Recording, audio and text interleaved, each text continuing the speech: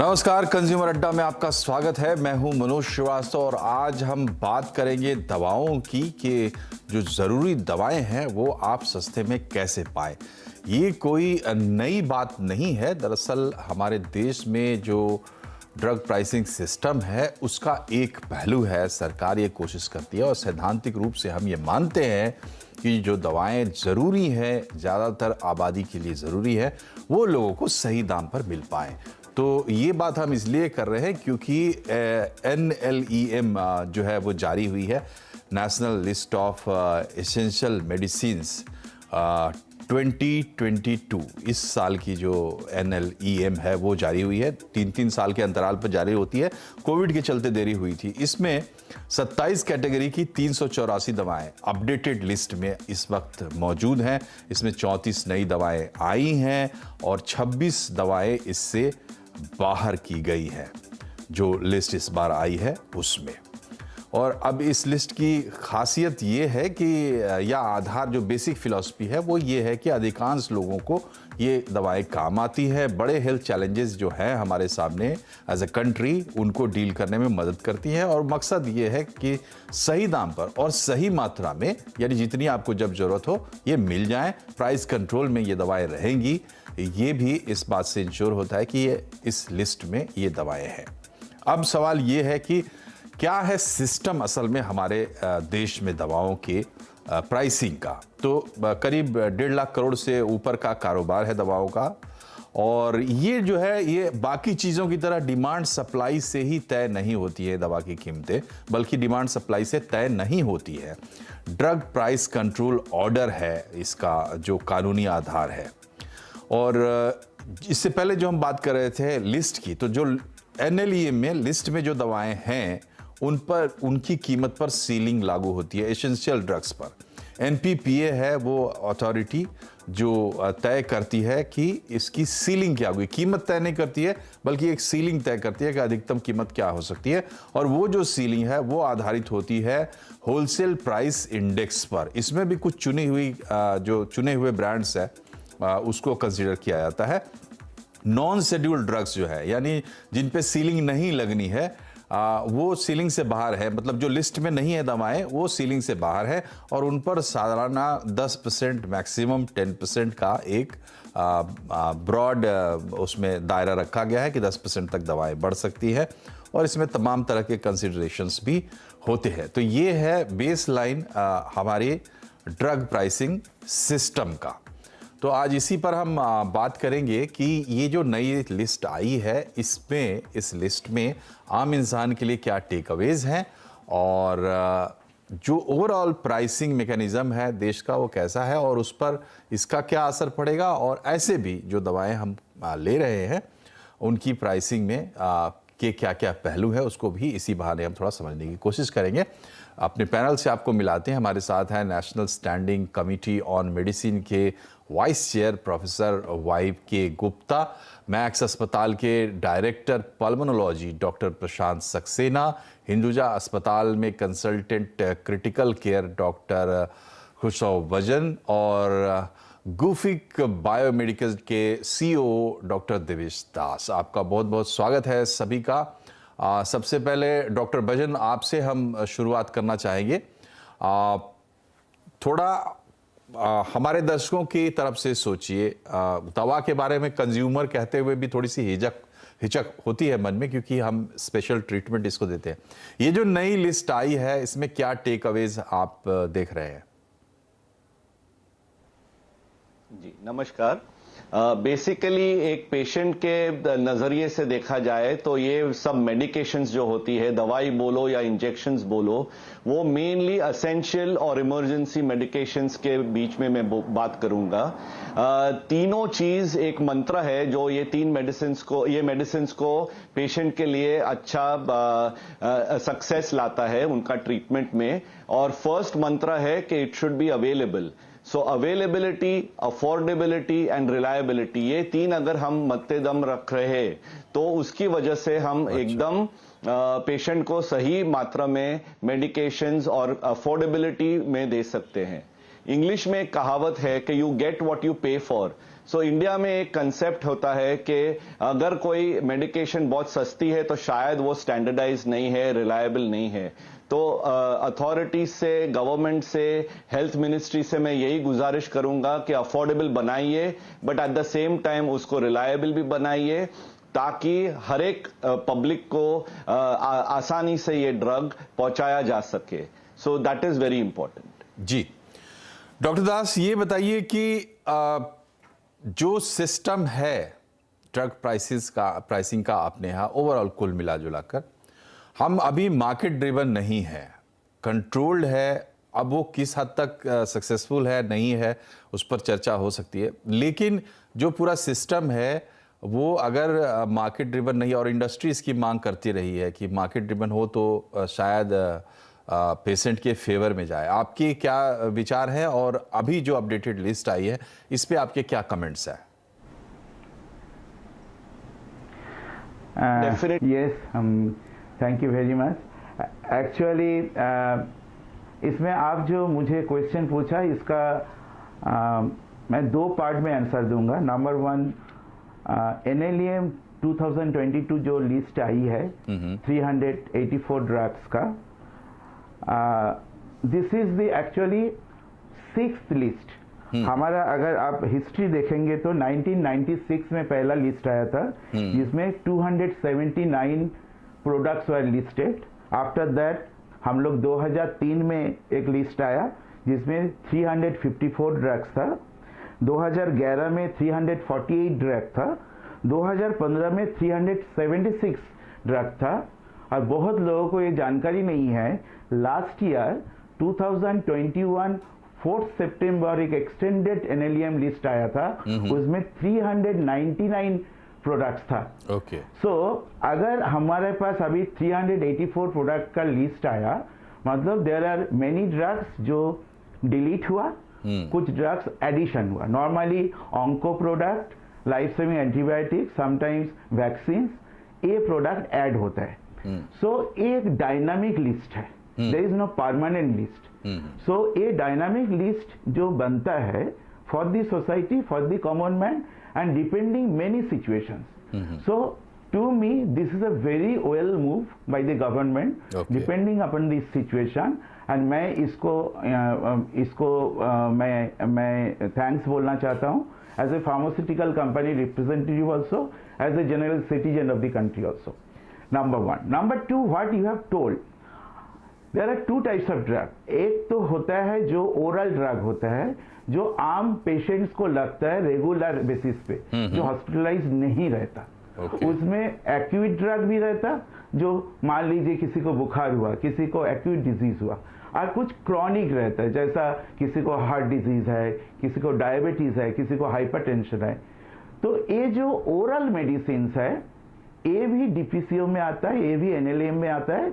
और हॉस्पिटल जो पेशेंट रहता है, जो एडमिटेड पेशेंट रहता है, उनके लिए भी अभी NLEM में बहुत सारा प्रोडक्ट है। फॉर एग्जांपल इस बार मैं देख रहा हूँ for the first time doctor Saxena is here, doctor Khusrav Bajan is there. For the first time meropenem, the carbapenem अभी इस बार लिस्ट में आया, NLEM में आया। So it is a life saving antibiotic. Now meropenem एक life saving antibiotic, hospitalised patient को बहुत यूज होता है। It's a very well move actually. It will serve lot of patients, because normally क्या है, अगर आपका कॉस्ट कंट्रोल रहता तो पेशेंट का पॉकेट से कम पैसा जाता। So it is now responsibility of pharmaceutical company to give a quality medicine at affordable price to the common people. At the same time कुछ प्रोडक्ट अभी बाहर आया। तो for example if you see ranitidine, जो बहुत दिन से DPCO में NLEM में था, वो बाहर आया। एटिनोल बाहर आया। तो जो कार्डियक पेशेंट है उनको कुछ प्रोडक्ट बाहर भी आया, तो उसको सिचुएशन के हिसाब से आया। तो मेरे लिए मैं इतना ही बोलूँगा दैट फॉर हॉस्पिटलाइज्ड पेशेंट कुछ प्रोडक्ट्स जो NLEM में आया, ये उनके लिए बहुत बहुत अच्छा स्टेप है, स्पेशली सोसाइटी के लिए। And it is a dynamic process, so ये भी चेंज होते रहेगा।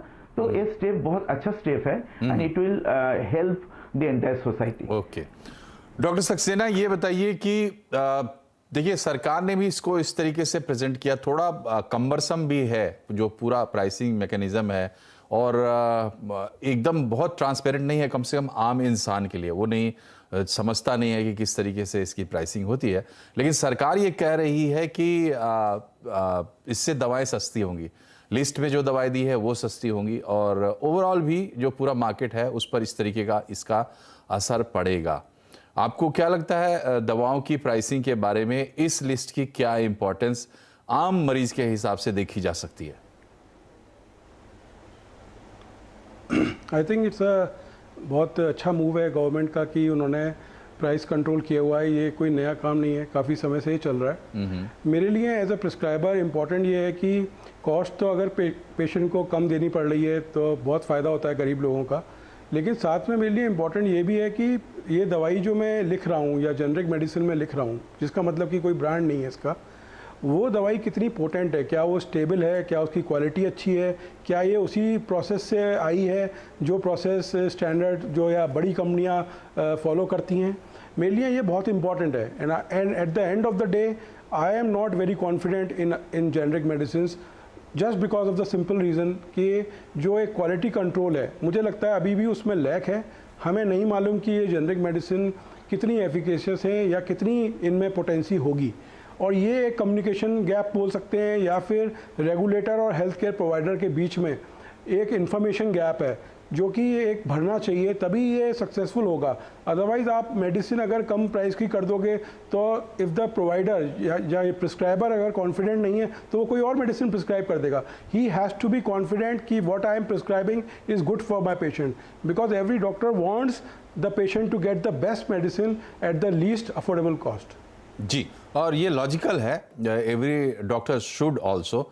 डॉक्टर भजन, ये बताइए कि जो पॉइंट कह रहे हैं डॉक्टर सक्सेना, उसको थोड़ा और अच्छे से कैसे समझ सकते हैं हम, ताकि एक जो पूरा इकोसिस्टम है हेल्थ का, उसमें डॉक्टर्स की पोजीशन क्या है वो भी इससे डिफाइन होती है, जो प्रॉब्लम बता रहे डॉक्टर सक्सेना।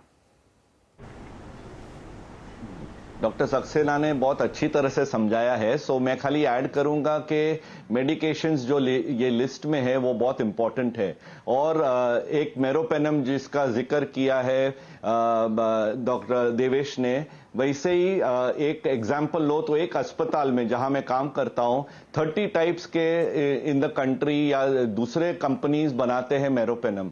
सो हमें हमेशा दिक्कत रहती है कि वो एंटीबायोटिक काम करेगा कि नहीं। हमें पता है कि सेप्सिस जो कि एक इन्फेक्शन है वो एकदम खतरनाक बीमारी है, जानलेवा बीमारी है। 10% मोर्टेलिटी है with the least of sepsis and 100% तक जा सकती है। तो अगर अपनी एंटीबायोटिक हमने करेक्ट प्रिस्क्राइब भी किया और वो काम नहीं कर रहा है तो हमें बहुत दिक्कत होगी और पेशेंट के जान को धोखा होएगा। सो ये तो एक एग्जाम्पल है। वैसे ही दूसरे कितने सारे ब्लड प्रेशर, डायबिटिक मेडिसिन है जो क्रॉनिकली पेशेंट लेते जा रहे हैं, और इसमें क्वालिटी इंडिकेटर्स बहुत इंपॉर्टेंट होने चाहिए। Cost cutting is one part, but reliability जैसे मैंने पहले बोला इज वेरी इंपॉर्टेंट। सो जैसे अब्रॉड में FDA हमारे पास भी है, वो जरा एक रिगरस प्रोसेस में अगर हर कंपनी को प्रूव करना पड़े तो अच्छा है। और जैसे ये लिस्ट बनाया है ड्रग्स का, वैसे मेरे हिसाब से एक कंपनीज का भी लिस्ट बनाए जो ऑलवेज ये इसके थ्रू जाता है, प्रोसेस के थ्रू जाता है और स्टैंडर्डाइज होता है। There may be some companies जो ये प्रोसेस नहीं करती और फिर भी इंडिया में दवाइयां बेचती है या बिकाते हैं। सो हमें as a doctor, as a consumer, as a prescriber कभी कभी पता नहीं चले कि कौन सा कंपनी पे डिपेंड होए। सो एक लिस्ट आना चाहिए कि these are the companies which are standardised, तो फिर हम आंख बंद करके वो फॉलो करेंगे और वो जेनेरिक नेम प्रिस्क्राइब कर पाएंगे। जी, तो डॉक्टर सक्सेना, ये बताइए, आपने जो एरिया हाईलाइट किया है उसी से जुड़ी हुई बात है कि अब जैसे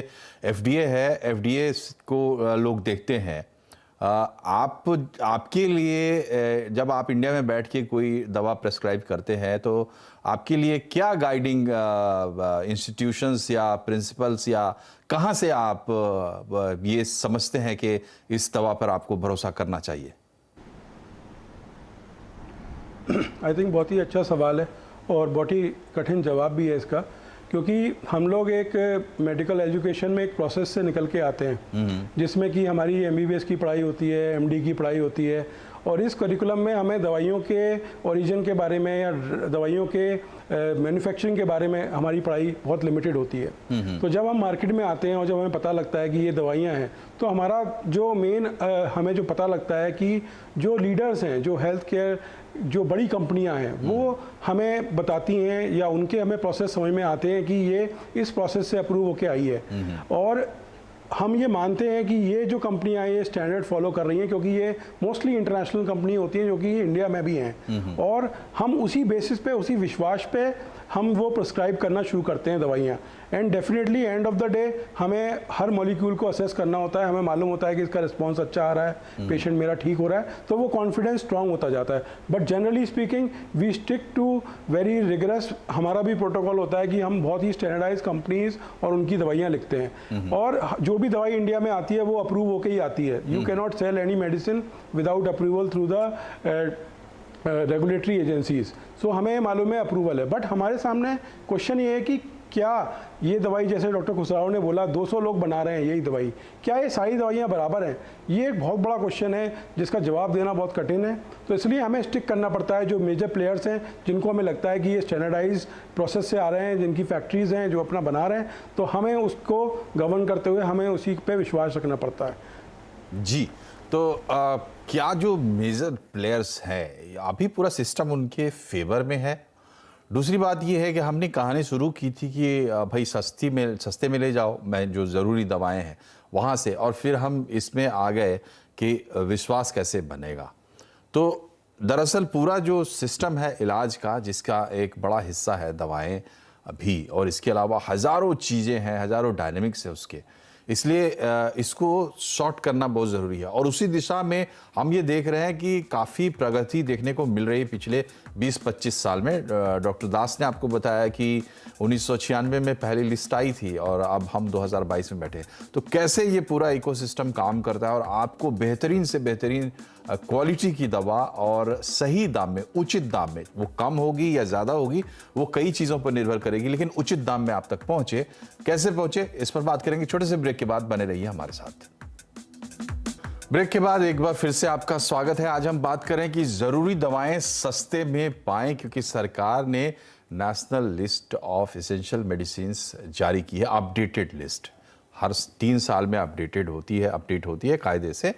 कोविड के चलते इस बार थोड़ी सी देर हुई, लेकिन वो एक डायनेमिक लिस्ट है। इससे पहले भी हमारे मेहमान ने बताया कि वो कभी भी अपडेट हो सकती है। बहरहाल जहां हम बातचीत हमारी इस वक्त है, डॉक्टर दास ये बताइए कि अब जैसे FDA है तो हमारे पास भी CDSCO है, बावजूद इसके अगर कंसर्न्स हैं इस बात को लेकर, क्या ये NLEM को कुछ सब में दवा का आना सफिशिएंट नहीं है पक्के भरोसे के लिए, और क्या इस दिशा में जहां हमारे डॉक्टर्स इशारा कर रहे हैं इम्प्रूवमेंट की ज़रूरत है और वो सबके हित में होगी?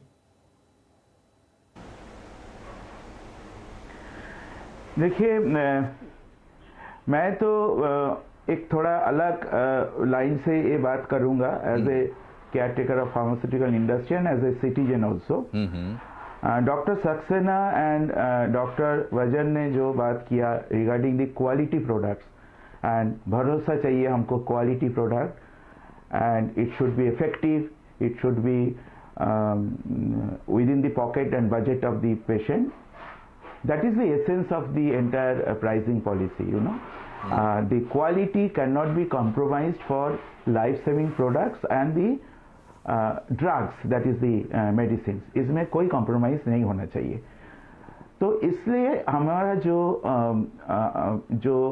GMP प्रोसेस है और फार्माकोपियल स्टैंडर्ड है, IP बोलिए, USP बोलिए, BP बोलिए, so there is a standardization of every drug, and ये स्टैंडर्ड ड्रग ही मार्केट में मार्केट कर सकता कोई भी मैन्युफैक्चरिंग कंपनी और marketing company. So for example, if आपका कोई एंटीबायोटिक का परमिसेबल लिमिट है 95% volume by volume or W by W, nobody can market below 95% purity. Okay. Somebody can market 96% purity, even 99% purity, जी, जी. even 100% purity. जी, But ये nobody point clear can है. market below 95. So quality has to be there always. Sir जो बोला, लेकिन pricing का जहां पे मैटर आता है, there are many things जो प्राइसिंग में इन्वॉल्व है. I'll just give an example. Innovation is one of the thing. Dosage formulation technology is one of the thing which is involved with the finished product. Now आपका doses formulation technology के लिए अगर मुझे innovation देना पड़ा और मैं वो पेशेंट फ्रेंडली अफोर्डेबल नहीं बना पाया, लेकिन मेरा इनोवेशन के लिए मैं कुछ कॉस्ट लगाया, for example for better treatment, better dissolution, for better kind of product, मेरा प्रोडक्शन कॉस्ट बढ़ जाता. ओके. अगर आप NLEM में वो प्रोडक्ट लाएंगे तो मैं शायद वो इनोवेशन का जो पेशेंट का फायदा के लिए है उसका लाभ नहीं दे पाऊंगा. That is one of the concern to the pharmaceutical company, specially the people who are marketeer. तो जरूर हम लोग क्वालिटी देखेंगे, अफोर्डेबिलिटी भी देखेंगे, बट उसके साथ साथ भी पेशेंट के बेनिफिट के लिए जो इनोवेशन का जरूरत होता है वो भी हम देखेंगे. As a very very careful pharmaceutical company we are also concern on that issue. For example, product आपको लाइफलाइज्ड भी हो सकता है, नॉन लाइफलाइज्ड भी हो सकता. Doctors are here, they know it. Lyophilised product हमेशा बेटर डिसोल्यूशन देता है. ठीक है डॉक्टर दास, आपका इफेक्ट देता है. जी जी, बेटर एफिशिएंसी देता है. आपकी बात आप समझाने में कामयाब हुए. आप जो कहना चाहते हैं हम समझते हैं, हमारे दर्शक भी समझ रहे होंगे. डॉक्टर खुसरो, ये बताइए कि जो ओवरऑल सिनेरियो है, आप डॉक्टर्स ने ये बात तो इस प्रोग्राम में एस्टैब्लिश कर दी कि आप सिर्फ प्राइस को कंसिडरेशन में रख के इलाज नहीं कर सकते या नहीं करवा सकते. आपको उसकी क्वालिटी और इफ़िकेसी वगैरह, हालांकि हमने जो अभी मैं जब ये कार्यक्रम करने से पहले देख रहा था तो बहुत बड़ा एक क्राइटेरिया बेसिस है जिसके आधार पर NLEM में ये चीज़ें दवाएं आती हैं. बावजूद इसके ओवरऑल सिनारियो में कॉस्ट इंडिया में इलाज के लिए कितना बड़ा चैलेंज है और उसको हम किस तरीके से एड्रेस कर रहे हैं, मतलब उसमें हम कितने सक्सेसफुल हैं दवाओं के कॉस्ट को लॉजिकल रखने में. सो कॉस्ट खाली दवाइयों का नहीं है, कॉस्ट पूरी मेडिकल ट्रीटमेंट का है. सो हॉस्पिटल कॉस्ट सब कुछ एक तरह से पैकेज हो जाता है जिसमें पेशेंट का ट्रीटमेंट होता है. सो हर चीज पे आप कॉस्ट का लागू लिमिट रखोगे तो फिर क्वालिटी डेफिनेटली सफर होगी. सो डिफरेंट क्लासेस जो हॉस्पिटल के होते हैं, प्राइवेट हॉस्पिटल, पब्लिक हॉस्पिटल, वो एक पार्टनरशिप होनी चाहिए और एक कॉस्ट एग्जॉर्बिटेंट नहीं होना चाहिए, अफोर्डेबल होना चाहिए. जिससे अफोर्ड होता है वो जरा प्राइवेट हॉस्पिटल में जा सकते हैं. लेकिन when it comes to medications, ऐसा नहीं है कि ये सेम मेडिकेशन ये अस्पताल में 10 गुना ज्यादा कॉस्ट से हो. सो खाली ओवरऑल कॉस्ट भी लिमिट रखनी चाहिए और एज आई सेड रिलायबिलिटी और प्योरिटी इंपॉर्टेंट होनी चाहिए. जी, तो आप तीनों डॉक्टर्स का बहुत बहुत शुक्रिया हमसे जुड़ने के लिए और अपनी वैल्यूएबल राय यहाँ पर रखने के लिए. इस कार्यक्रम में हमारा मकसद यही था कि अगर एक लिस्ट आई है और उसके साथ एक फिलॉसफी आई है जो कि सरकार जिसके बारे में जोर देकर बता रही है, तो उसको ठीक तरीके से समझा और खंगाला जाए और जो पूरा इकोसिस्टम है उसमें हम किस तरीके से बेटरमेंट की तरफ, इम्प्रूवमेंट की तरफ आगे बढ़ सकते हैं, इस पर विचार किया जाए. कार्यक्रम में फिलहाल इतना ही. बहुत बहुत शुक्रिया. नमस्कार.